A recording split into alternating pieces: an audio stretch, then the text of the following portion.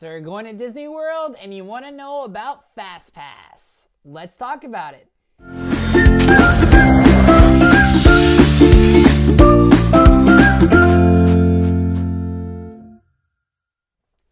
Hey everyone, it's Brandon with Magic Land Vacations, the Disney and Universal travel experts, also known as the Travel Planning Genies. Today we're going to talk about Disney's FastPass Plus system at Walt Disney World and give you some helpful tips for when you're planning your next Walt Disney World vacation. As always, make sure you guys like and subscribe to our YouTube channel. We do a new video every single Tuesday because it's Travel Tuesdays. So you don't want to miss that. We also do giveaways all year long, if you can believe that. So make sure you guys subscribe for our giveaways. That's also linked down there as well. So let's talk about Disney's FastPass Plus system. What exactly is it? Well, Disney's FastPass system for Walt Disney World, it's different than Disneyland, is a system that you use in My Disney Experience, either on your phone, your Android, Apple, it doesn't matter, or on your computer, to reserve a time to visit an attraction, and it decreases your wait time. Now, the FastPass system is not a front-of-the-line pass like the Express Pass you might get at Universal. It is a reduced wait time. So on average, you're going to wait about 15 to 20 minutes to actually ride your attraction. It's still really helpful. So here are some facts you need to know about FastPass and how it works. If you are staying on Disney World property at a Walt Disney World Resort Hotel or a Disney Springs area hotel, you can actually sign up for your FastPasses 60 days in advance of your arrival throughout the entire duration of your stay. If you are not staying at Disney Springs area hotel or on a Walt Disney World Resort Hotel, then your FastPass booking window is 30 days in advance. So, for example, I am an annual pass holder, so if I'm not staying on Disney property, my FastPass window is 30 days in advance. It is free, so it doesn't cost you anything to use the FastPass system, which is a huge benefit. And when you are making your selections, you get to pick 3 attractions you want to choose from one park. So if you want to go to the Magic Kingdom that day, then you choose Magic Kingdom and you can choose 3 initial FastPass attractions.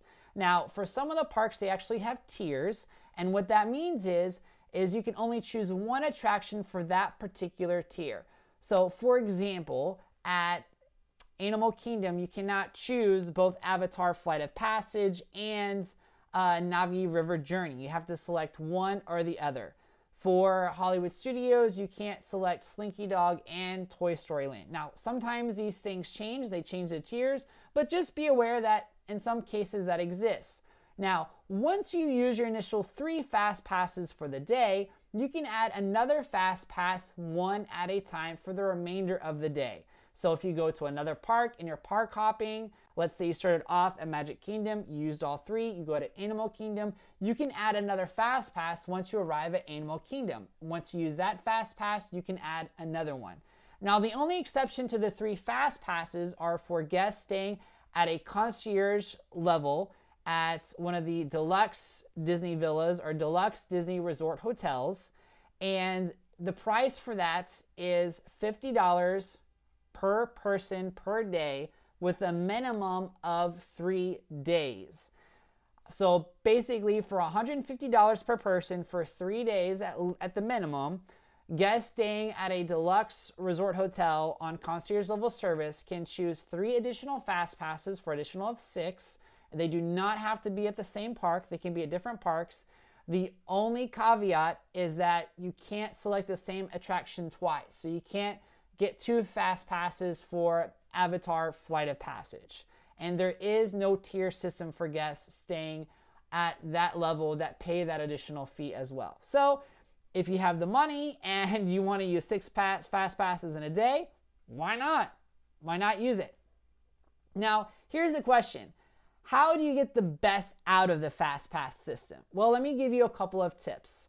Number 1, you actually can arrive at your FastPass destination 5 minutes before the scheduled time. and you can arrive 15 minutes after the scheduled time, and they're still going to let you through. The cast members are very nice about that. So even though your FastPass window is an hour, you can actually take an hour and 20 minutes, give or take, to actually do your whole entire FastPass for that particular attraction. The other thing to keep in mind is you don't want to waste a FastPass attraction on let's try that again. You don't want to waste a FastPass on an attraction that has a high occupancy.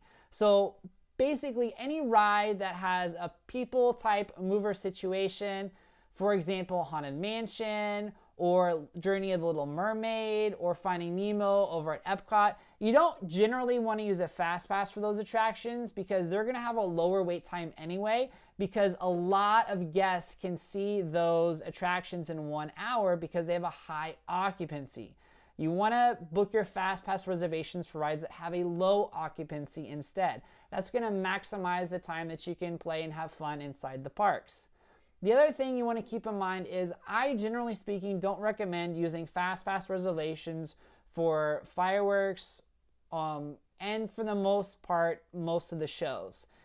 Most of the shows you actually can get in as long as you're there 30 minutes early. You don't really need a FastPass for, and again, I would rather use it on a ride than a show.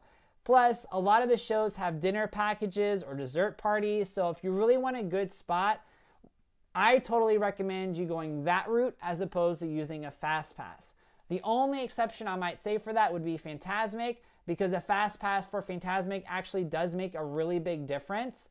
The only reason why I'm not a huge fan of it sometimes is because if you have a FastPass and you make that FastPass for Fantasmic earlier in the day, you can't add any more FastPasses because that's at the very end of the night. So also keep that in mind. If you use a FastPass for a show and that's one of your initial 3, you can't get another FastPass until you've used all 3 of those FastPasses. Now the last thing I want to mention is, what do you do if a ride breaks down? Well, don't panic. Disney is awesome about this. If you have a ride that actually breaks down that you have a FastPass for, Disney will send you an email notification, and in that email they'll let you know that you can supplement that FastPass for any of the other current attractions that are open for that day, and or come back to that same attraction later when it reopens. So that actually has worked out every single time for our benefit. If there's a ride that we can't ride, we just ride something else. And if it's something we already rode, but it's one of our favorite rides, hey, why not? So let's see if I missed anything. I got my list like always.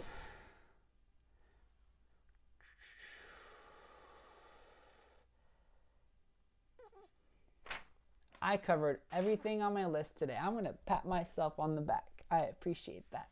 All right, this is Brandon from Magic Land Vacations and Travel Planning Genies. Again, make sure you guys like and subscribe to our YouTube channel so you don't miss any of our tips. And of course, if you're planning your Walt Disney World Resort vacation, me and the other Travel Planning Genies would absolutely love to help you plan. You can schedule a complimentary consultation down below on the link. Happy Travel Tuesday, and see everybody next week.